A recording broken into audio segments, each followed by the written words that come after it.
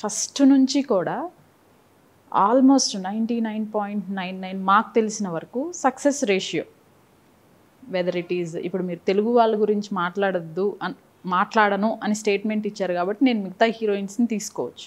Success ratio అంటే మీరు divorce గురించి చెప్పినా లేకపోతే వాళ్ళ సక్సెస్ గురించి చెప్పినా, హీరోయిన్ సక్సెస్ గురించి కూడా వస్తాను. నాకు తెలిసిన హీరోయిన్స్ కూడా నేను పర్సనల్గా మాట్లాడటం కూడా జరిగింది వాళ్ళతో.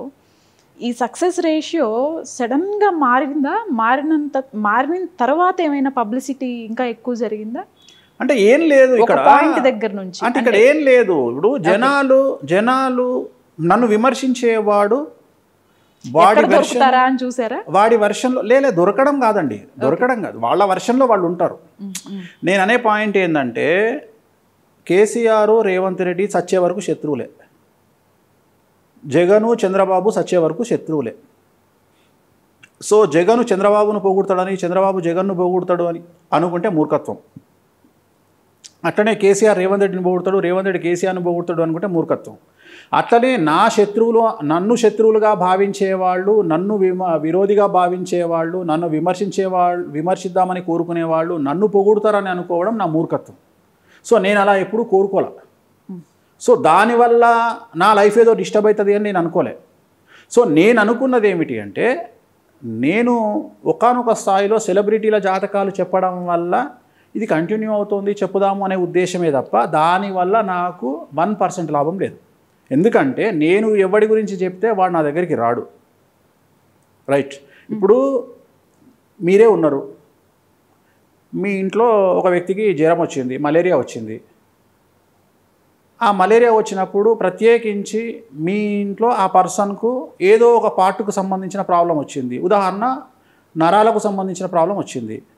సో ఆ డాక్టర్ ఏమంటాడు, మీ జనరల్ ఫిజిషియన్ మీకు ఏం సజెషన్ ఇస్తాడు?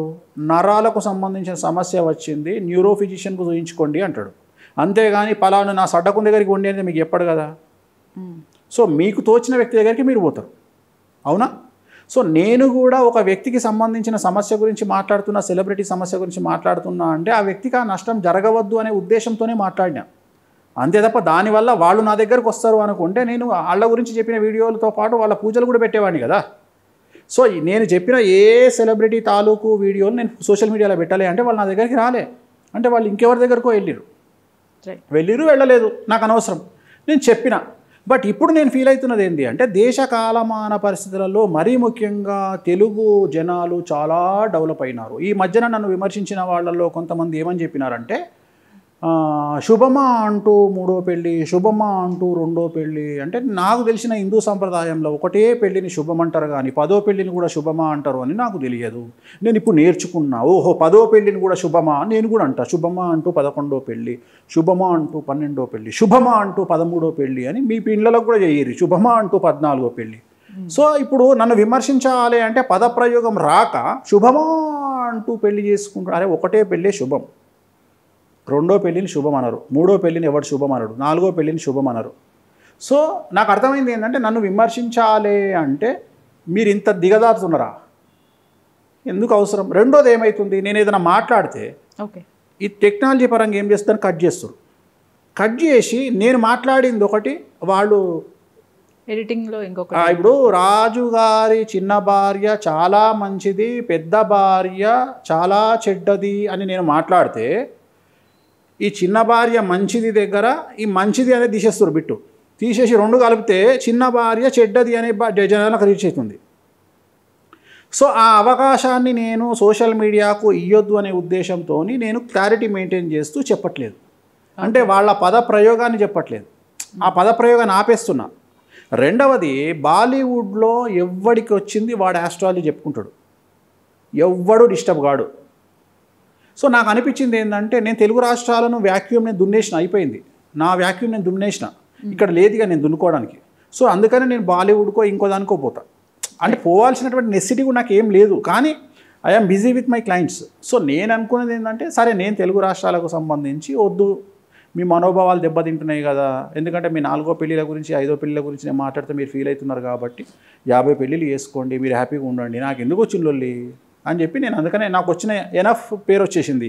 సో ఆ పేరుతో ఐఎమ్ వెరీ హ్యాపీ. సో అందుకని ఓన్లీ సబ్జెక్టు పరంగానే వెళ్దాము, సబ్జెక్టునే బేస్ చేసుకొని మాట్లాడదాము నాకు వచ్చే నష్టం ఏముందమ్మా?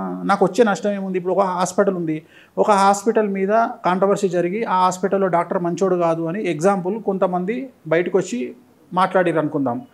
ఒకవేళ అది నమ్మి కొంతమంది జనాలు హాస్పిటల్కి పోలేదు అనుకుందాం, ఎవడు తెస్తాడు? పోనోడు తెస్తాడు. ఆల్రెడీ ప్రభాస్ గారి గురించి ఒక ప్రిడిక్షన్ చేశారు, ఆయన హెల్త్కి సంబంధించి. కానీ వెయిట్ చేయండి, ఒక 6 నెలలు ఒక బాంబ్ అయితే పడబోతుంది. వెయిట్ చేయండి, వెయిట్ చేయండి. నేను ఎవరికి చెడు జరగాలని కోరుకోను. ఓకే, ఇప్పుడు నేను అనే పాయింట్ ఏంటి, ఇప్పుడు మీరే అన్నారు,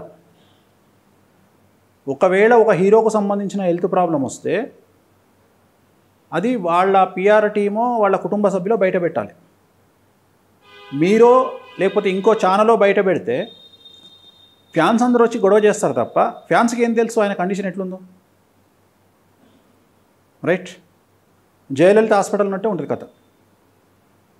అంటే జయలలితకి ఏమైంది అనేది ఎవరికి తెలియదు, స్పెక్యులేషన్స్ ఉంటాయి. సో నేను అనే పాయింట్ ఏంటంటే ఎవరు కలిసి ఉన్నారు, ఎవరు విడాకులు తీసుకున్నారు అనేటువంటి విషయం ఎట్లా తెలుస్తుంది? ఈ జనరేషన్లో గ్రే డైవర్స్ అనేవి పెరిగినాయి.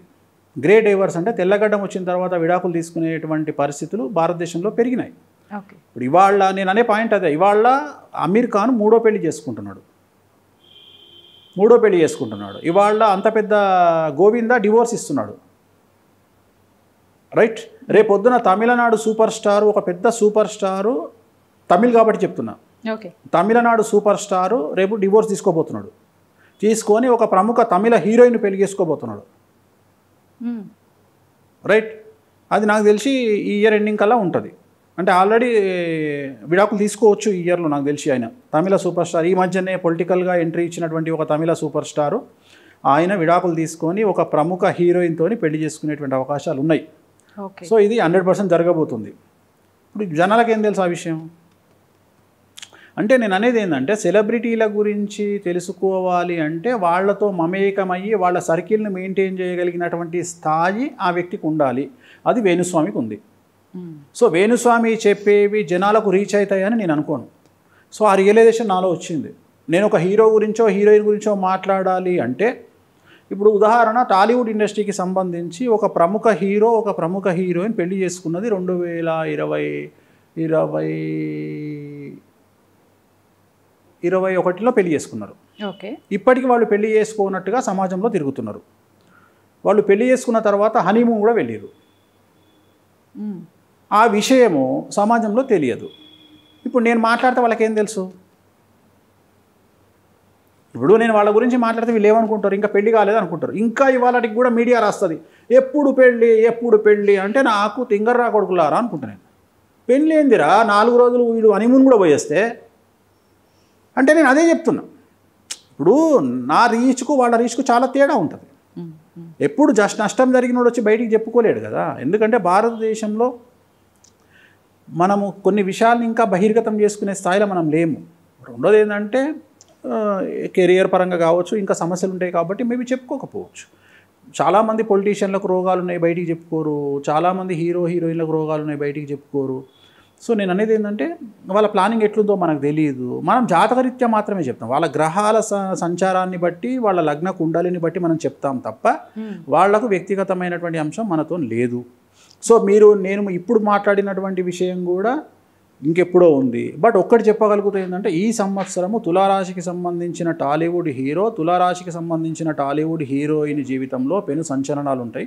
అన్నిటికంటే ముఖ్యము భారతదేశము టాలీవుడ్ ఇండస్ట్రీలో జరగబోయేటువంటి ఒక పెను సంచలనం వైపు భారతదేశము, ప్రపంచ భారతీయులు, ప్రపంచంలో ఉండే తెలుగు వాళ్ళందరూ మన వైపు తలదిప్పుకునేటువంటి పరిస్థితి వస్తుంది. బాధాకరం. ఏంటి సార్ అంత పెద్ద సెంటెన్స్ యూజ్ చేశారు? అదే సమస్యలు వచ్చే అవకాశం ఉంది ఈ ఇయర్లో.